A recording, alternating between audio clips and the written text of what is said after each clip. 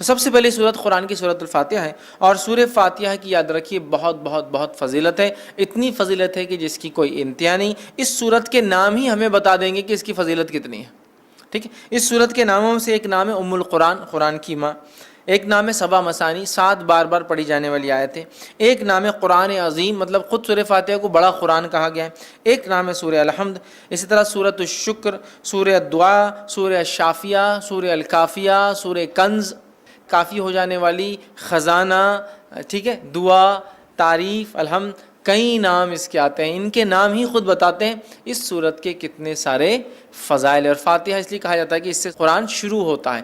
فاتحہ افتتاح سے لفظ آتا ہے، اس کا مطلب فتح مطلب کھلنا، اوپننگ، تو چونکہ قرآن اس سے کھلتا ہے اسی لیے اس کو سورہ فاتحہ کہا جاتا ہے، قرآن اس سے شروع ہوتا ہے۔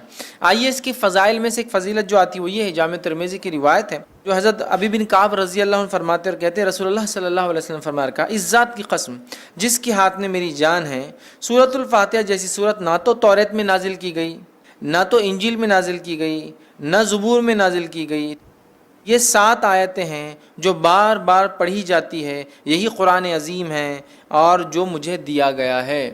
تو یہاں دیکھیے سورۃ الفاتحہ کی فضیلت میں جو آپ بیان کریں، ایک ایسی صورت ہے جو اس سے پہلے نہ توریت میں نازل ہوئی، نہ زبور میں نازل ہوئی، نہ انجیل میں نازل ہوئی، ٹھیک ہے، اور یہی سبا مثانی ہے، مطلب قرآن نے کہا نا وَلَقَدْ آتَيْنَاكَ سَبْعًا مِّنَ الْمَثَانِي وَالْقُرْآنِ الْعَظِيمِ، اے نبی ہم نے آپ کو 7 بار بار پڑھی جانے والی آیتیں، سبعًا مِّنَ الْمَثَانِي وَالْقُرْآنِ الْعَظِيمِ، اور ایک بڑا قرآن دیا۔ جب پوچھا گیا یہ 7 بار بار پڑھی جانے والی آیتیں اور قرآن عظیم کیا ہے، تو کہا سورہ فاتحہ۔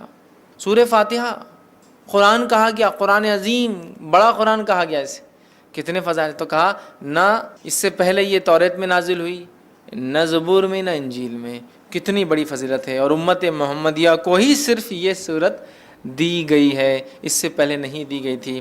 کتنے فضائل ہے صورت کے، اس سے میں سمجھتا ہوں ہم اندازہ لگا سکتے ہیں۔ اسی طرح جو ہے تمام جسمانی جو ہے عوارض کے لیے سورہ فاتحہ پڑھ کر دم کرنا شفا کا باعث ہے۔ تمام جسمانی کوئی تکلیف انسان کو ہو، سورۃ الفاتحہ کو پڑھ کر دم کیا جا سکتا ہے۔ اس کے تعلق سے بخاری کی روایت ہے، ابو سعید خدری رضی اللہ عنہ فرماتے ہیں اور کہتے ہیں کہ ہم لوگ جو ہے سفر میں تھے اور ایک جگہ جو ہے پڑاؤ ڈالا تو ایک لڑکی آئی اور کہنے لگی اس قبیلے کے سرداروں کو بچھو نے جو ہے کاٹ لیا ہے، کیا آپ میں سے کوئی ہے جو اس کو جھاڑ پھونک کرے گا، بچھو کے زہر کو اتارے گا؟ پڑھنے سے، رقیہ کرنے سے، کسی چیز کو دم کرنے سے بچھو کا زہر کیسے اترتا ہے؟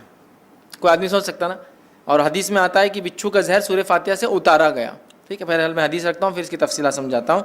تو کوئی ہے جو اس کا علاج کر دے، کوئی دم پھونک کرنے والا ہے، ایک آدمی جو ہے اس کے ساتھ جو ہے چل دیا، مطلب صحابہ میں سے ایک آدمی ان کے ساتھ جو چل دیا، حالانکہ اس نے کبھی نہیں اس کے بارے میں سنا تھا کہ یہ دم کرتا ہے، ٹھیک ہے۔ جب دم کرنے والا پلٹ کر واپس آیا تو اس سے پوچھا گیا کہ تم دم کرنا جانتے بھی ہو؟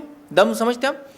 پڑھ کر ایسا پھونکنا کہ تھوڑا تھوک اڑے دم، تو کیا تم جانتے بھی ہو دم کیا ہوتا ہے؟ تم نے کر کے آیا، یا یوں ہی کہہ دیا کہ مجھے دم آتا ہے ویسے چلے گئے اٹھ کر، ٹھیک ہے۔ اس نے کہا نہیں، میں نے تو بس سورہ فاتحہ پڑھی اور پھونک مار دی، ٹھیک، سورہ فاتحہ پڑھی اور پھونک مار دی اور اس کو شفا ہو گئی۔ اب آپ کوئی سوچ سکتا آدمی کہ بچھو نے کاٹا، زہر ہے، اور آپ پھونکنے کی بات کر رہے ہیں، ٹھیک۔ تو آج جدید سائنس اس طرف بڑھ چکی ہے کہ لیکوڈز کے اندر خود کی سمجھنے کی صلاحیتیں ہوتی ہیں۔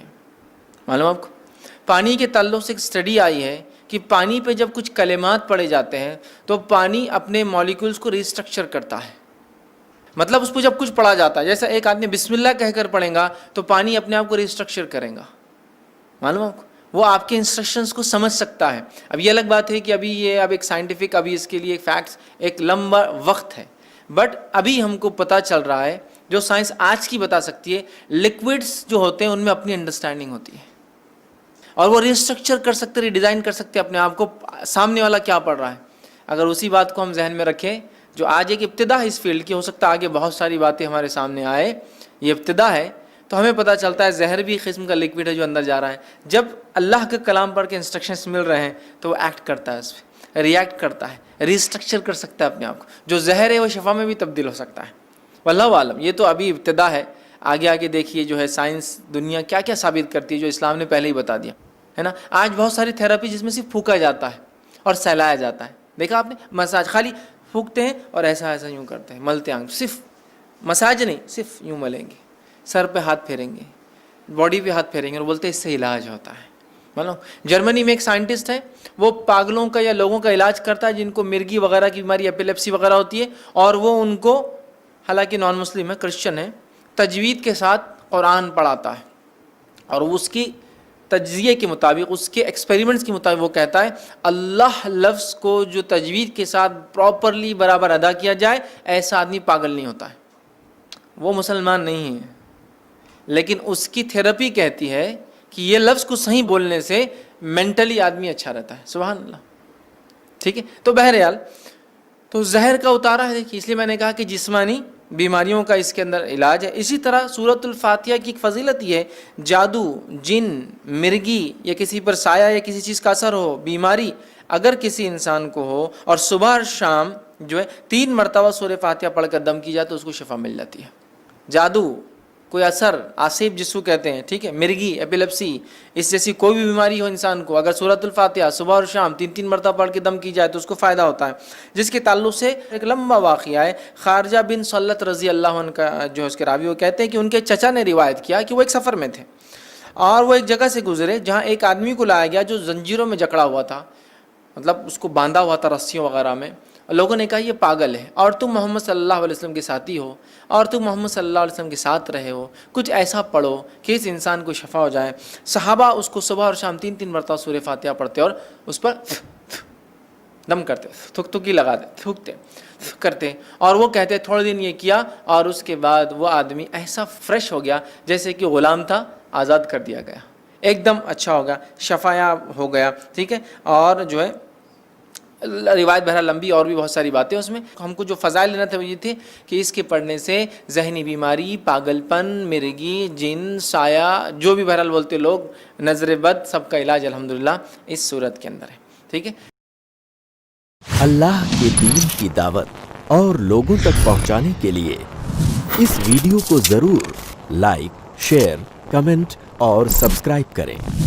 آپ کے اس چینل کو اور بہتر بنانے کے لیے آپ کا ساتھ ضروری ہے. i+TV بہتر زندگی کے لیے. اپنے کیبل یا DTH آپریٹر سے i+TV آج ہی ڈیمانڈ کریں. i+TV فری ٹو ایئر اور انڈین رجسٹرڈ چینل ہے.